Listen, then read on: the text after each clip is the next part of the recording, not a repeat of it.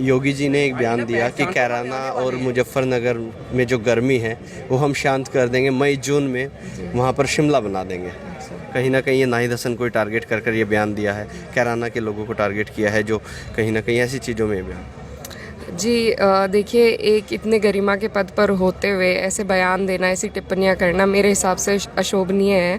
और रही गर्मी सर्दी की बात, तो वो तो जनता बताएगी। जो गर्मी तो ज़रूरी है किसानों के लिए, उनका जो गेहूं है वो उसी में पनपता है।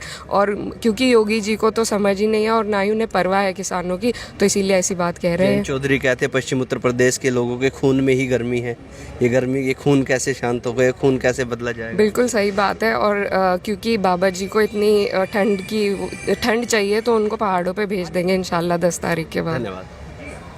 नमस्कार, मैं हूं रोहित शर्मा और आप देख रहे हैं हिंदुस्तान 9। अभी इकरा चौधरी हैं जो कैराना से प्रत्याशी हैं। इकरा जी से हम बातचीत करेंगे और जानेंगे। इकरा जी, स्वागत है आपका हिंदुस्तान 9 पर। बहुत बहुत शुक्रिया। इकरा जी, आपका जो चुनाव लड़ने का तरीका है मैं देख रहा हूं और काफ़ी आक्रामक आप चुनाव लड़ रही हैं कैराना में। किस तरह से चुनाव जा रहा है? चुनाव अच्छा जा रहा है और आक्रामक तो परिस्थितियों के हिसाब से होना पड़ता है, तो कोशिश कर रहे हैं सभी चीज़ों का जवाब देने की और मजबूती से लड़ने की। जहाँ आपके भाई को टारगेट किया जा रहा है, पूरे उत्तर प्रदेश में नाहिद हसन की बातें होती हैं, कैराना की बातें होती हैं, पलायन की बातें होती हैं। आप कहती हैं कि मेरा भाई तो मजलूमों के लिए, उनकी ज़रूरतमंद चीज़ें पूरी करने के लिए जेल भी चला गया।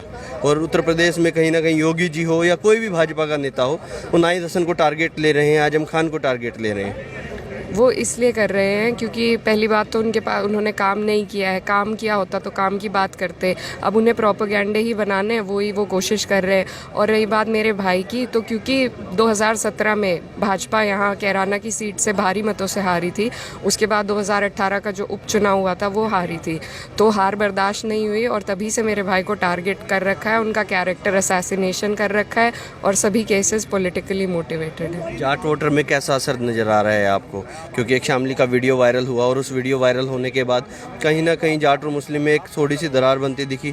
और अब किस तरह का, जो वहाँ पर जो कैराना में भी काफ़ी जाट वोटर हैं, वहाँ पर किस तरह की उम्मीदें आपको नज़र आ रही हैं? देखिए, अब परिस्थितियाँ ऐसी हो गई हैं कि जनता समझ चुकी है भाजपा की नीतियाँ।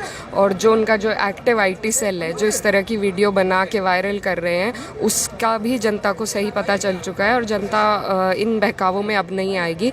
और हमें बहुत ज़्यादा सपोर्ट और सम्मान ऊन ब्लॉक में जाट समाज से मिल रहा है। और इसी तरह तीनों ही जो ज़िले की गठबंधन की सीट हैं, सब पर उत्साह है। जहाँ पर इकरा हसन अकेली हैं, एक लड़की लंदन से पढ़कर आई है और उसके बाद यहाँ पर चुनाव लड़ रही है, ज़मीनी लोगों से मिलती है। और सामने आप देखते हैं पूरी भारतीय जनता पार्टी। हालांकि मैंने भारतीय जनता पार्टी के नेताओं से सवाल भी पूछा, देश के गृह मंत्री को कैराना में आना पड़ा।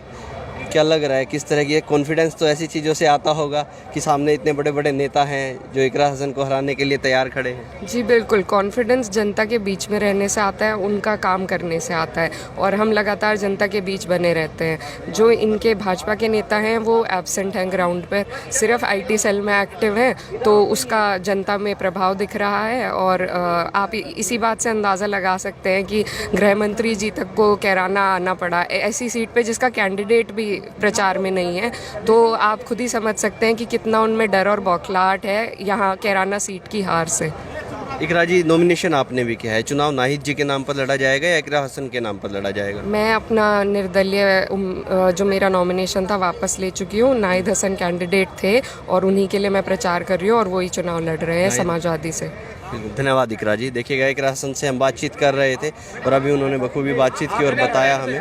अब तक के लिए इतना ही। मैं रोहित शर्मा, आप देख रहे हैं हिंदुस्तान 9। जय हिंद।